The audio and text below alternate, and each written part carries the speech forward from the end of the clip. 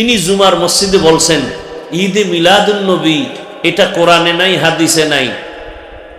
মুসলমানের শরীয়তের দলিল চারটা, কোরআন হাদিস ইজমা কিয়াস। হুজুর বলছেন এটা কোরআন হাদিসে নাই। কোন মায়ের সন্তান চ্যালেঞ্জ গ্রহণ করো, একজন মূর্খ পণ্ডিত চ্যালেঞ্জ দিয়েই ফেলছে। তো কুমিল্লার মুহতারাম মুশতাকুন নবী দামাত বারাকাতুহুম চ্যালেঞ্জ গ্রহণ করছেন। কিন্তু দুঃখ লাগে, একজনকে প্রতিপক্ষ হিসেবে কথা বলার তো একটা আদব থাকা উচিত, একটা আদব থাকা উচিত।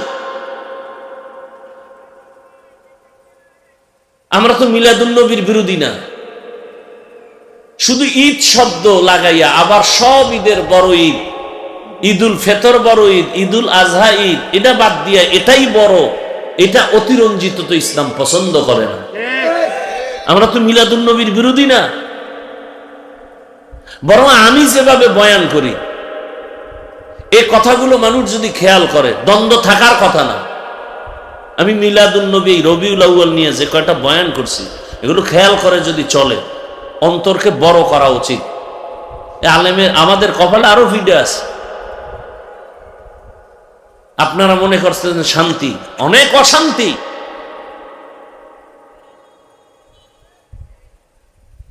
এত বড় একজন ব্যক্তি কথা বলছেন হুট ছাড়া।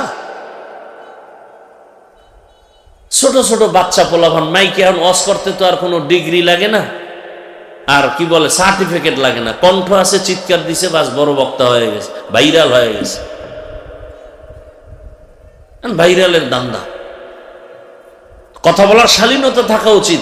আরে ভাই, আপনি আউযুবিল্লাহ পারেন না, বিসমিল্লাহ পারেন না, আপনার কথা আর আমি একজন রসুলের আদর্শের ব্যক্তির কথা কি এক হতে পারে? হ্যাঁ, শালীনতা তো থাকবে।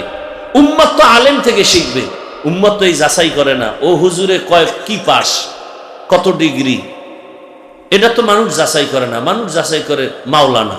তাহলে মানুষ তো এদের থেকে শিখতে চায়। তাহলে আমার ভাষাটা তো এমন হওয়া উচিত যে আমার থেকে যেন সবাই কিছু শিখে। কারণ ওলামায়ে কেরাম ওয়ারাসাতুল আম্বিয়া, রসুলের ওয়ারিস, এদের মাধ্যমে জান্নাতের পথ পাবে। এদের মাধ্যমে ওলামায়ে কেরামের দ্বারা মানুষ ভাষা শিখবে, আদব শিখবে। আল্লাহ ওলামায়ে কেরামদেরকে রসুলের খাঁটি ওয়ারিস হওয়ার তৌফিক দান করুন। আমিন। রসুল অল্প টাইমে মক্কা বিজয় করলেন কিভাবে?